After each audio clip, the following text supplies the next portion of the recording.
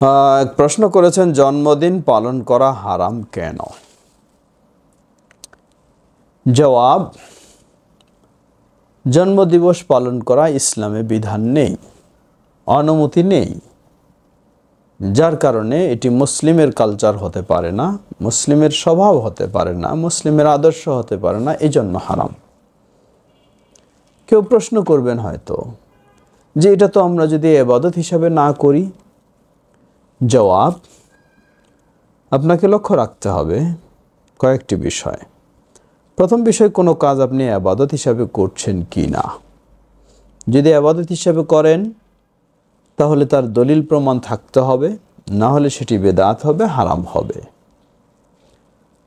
তো জন্মবার্ষিকী কেউ বলবে আমরা তো ইবাদত হিসাবে পালন করি না।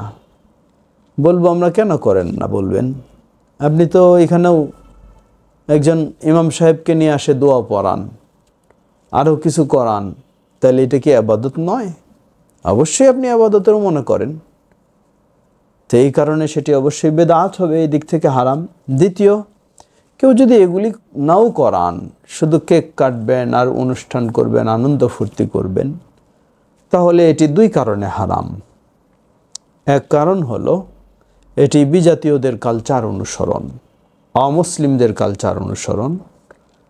আল্লাহ রাসূল সাল্লাল্লাহু আলাইহি ওয়াসাল্লাম বলেন, মান তাশাব্বাহা বিকাউমিন ফাহুয়া মিনহুম, যে যাদের সাথে সাদৃশ্য রাখে সে তাদের অন্তর্ভুক্ত।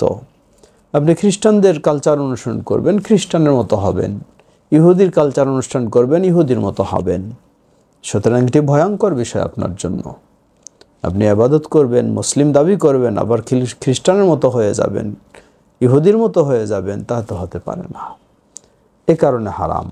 দ্বিতীয়, এই কাজটিতে যেগুলি অশালীন কাজকর্ম ঘটে যায় সেগুলির জন্য হারাম।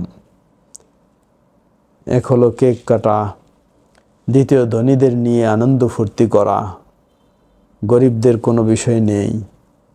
তৃতীয় হলো নারী পুরুষ অবাধ, অশ্লীলতা, অশালীন, অবাধ বিচরণ, এসবগুলি হারাম।